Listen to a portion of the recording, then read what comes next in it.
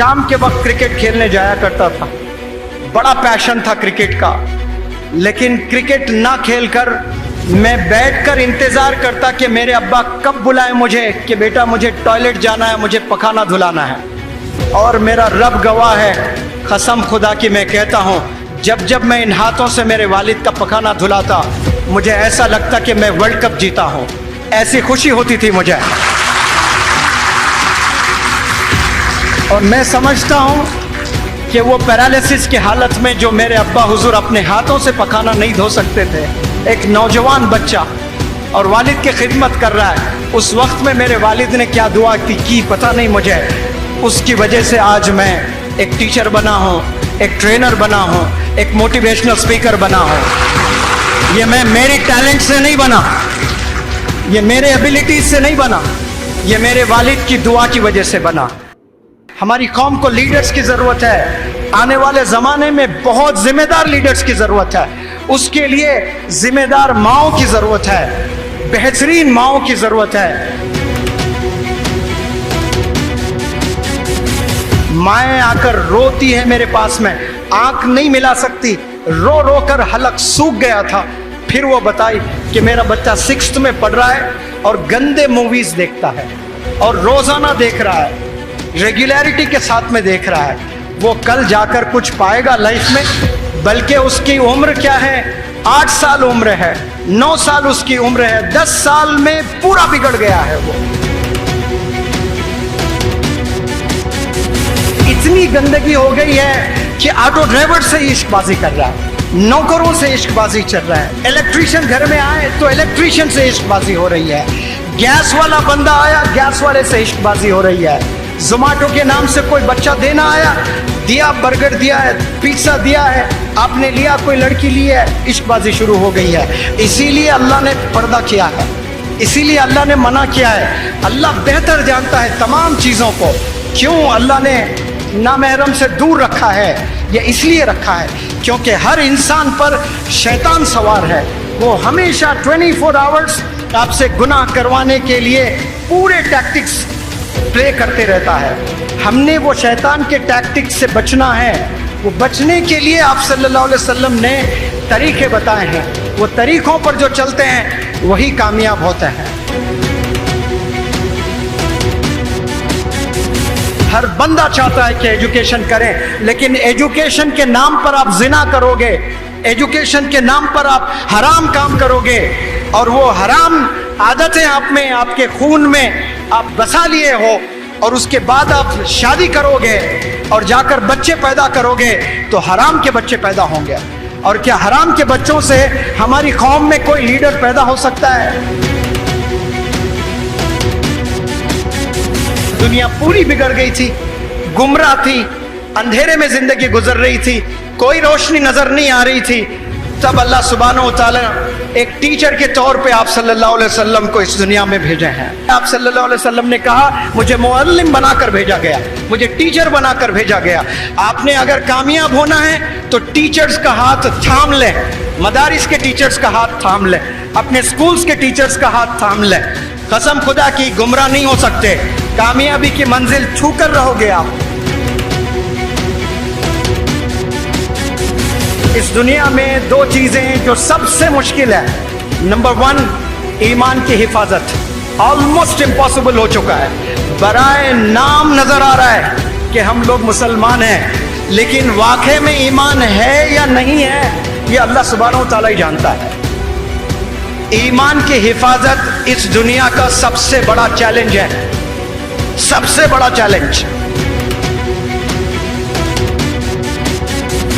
दूसरा जो सबसे बड़ा चैलेंज है वो है बच्चों की तरबियत। एक बच्चे को नहीं पाल पा रहा है बाप, एक बच्चे की तरबियत नहीं कर पा रहा है। एक दौर था 12-12 बच्चे हुआ करते थे, एक घर में 10-10 बच्चे हुआ करते थे। एक बच्चे को लेकर परेशान है वालिदैन, क्यों? क्योंकि उनमें वो क्वालिटीज नहीं है, वो अल्लाह के करीब नहीं है, वो दुनिया की जिंदगी में गुम हो चुके हैं, पैसे बनाने में गुम हो चुके हैं, तरबियत करने में वो जीरो हैं। और बच्चों से एक्सपेक्ट कर रहे हैं कि वो हीरो हो जाए, सवाल ही नहीं है। कामयाबी की पहली सीढ़ी आपके वालिदैन हैं, आपके वालिदैन हैं। آپ کے والدین ہیں. میتھمیٹکس نہیں ہے کامیابی کی سیڑھی, کمپیوٹر سائنس نہیں ہے کامیابی کی سیڑھی. یاد رکھیں, کامیاب ہونا چاہتے ہیں والدین کو خوش کرنا, اپنے والدین کو راضی کرنا, کیونکہ والدین کو جیسے راضی کرو گے پیرللی اللہ راضی ہو جائے گا, اور جب اللہ راضی ہو جائے گا ایسے اپرچونٹیز دے گا آپ گمان نہیں کر سکتے کہاں کہاں سے آپ کو اپرچونٹیز ملیں گے. اگر آپ کے سگے ماموں, سگے چاچا, سگے تایا, سگے پھوپا جن سے آپ کی بڑی اچھی جمتی ہے, جو آپ بہت محبت کرتے ہیں, وہ اگر آپ کے گھر آ جائیں 3 دن سے زیادہ اگر آپ کے گھر میں رکنے لگے, قسم خدا کی چڑ پیدا ہوگی آپ کو. 3 دن اچھا لگے گا, کوئی بھی ماما, چچا, تایا, پھوپا, کوئی بھی رشتہ دار, 3 دن کے بعد گھن ہو جائے گی آپ کو, عجیب اریٹیشن ہوگا کہ امی کو جا کر پوچھیں گے کہ امی یہ لوگ کب چلے جائیں گے, اتنے دن کیوں ہیں؟ تو آپ کو نہ جانے کتنے دن سے آپ کے ابا حضور پال رہے ہیں, آپ فیل ہوتے جا رہے ہیں, آپ فیل ہوتے جا رہے ہیں. 10 سال فیل ہوئے, ابو نے کبھی کھانا نہیں روکا آپ کا, ابو نے ہمیشہ 3 وقت آپ کو کھانا دیا ہے, اور اس کے بدلے میں آپ نے آج تک کچھ ابا حضور کو تحفہ دیا ہے؟ بڑھتے دن کے ساتھ ہر نوجوان کے خواہشات بڑھ رہے ہیں. میں غریب ہوں, میرے ابو کے پاس اتنے پیسے نہیں ہیں, مجھے یہ فون نہیں چاہیے, I do not deserve this phone. یہ خیال کبھی نہیں آ رہا ہے کوئی غریب بچے کو بھی. میں غریب ہوں, مجھے اچھی پڑھائی حاصل کر کے ملٹی نیشنل کمپنی میں جاب کرنا ہے, میرے گھر کے سارے پرابلم سالو کرنا ہے. کروڑوں میں کوئی ایک نوجوان کو یہ خیال آتا ہے. میں غریب ہوں, میں سلم میں ہوں, لیکن مجھے آئی فون ضرور چاہیے, مجھے بائک ضرور چاہیے, مجھے جینز ضرور چاہیے, مجھے فلانا ٹی شرٹ ضرور چاہیے. یہ خواہشات سب کے ہیں اور کوئی برے نہیں ہیں. You have absolute right to buy an iPhone. You have absolute right to buy the bike of your choice. والد کے پیسوں سے نہ خریدیں, آپ اپنے خود کے پیسوں سے خریدیں, تب پتہ چلے گا کہ ایک روپیہ کمانا کتنا مشکل ہوتا ہے. آج شہر جائیں, حیدرآباد, بنگلور, ممبئی, ایسے بڑے بڑے شہر جائیں آپ کو ایسے بھی ینگسٹرز ملیں گے جو گریجویٹس ہیں, جو انجینئرنگ کیے ہیں, جو پوسٹ گریجویٹس ہیں, جو MBA کیے ہیں. یہ کرنے کے بعد نہ جانے کتنے ینگسٹرز آج سویگی میں کام کر رہے ہیں, آج زومیٹو میں کام کر رہے ہیں, آج اوبر اولا گاڑی چلا رہے ہیں. اس کے لیے کیا مسلمان قوم پیدا ہوئی ہے کہ ہم لوگ سویگی گھر گھر جا کر کھانا ڈالیں؟ کوئی حرام کام نہیں ہے, بالکل حلال ہے.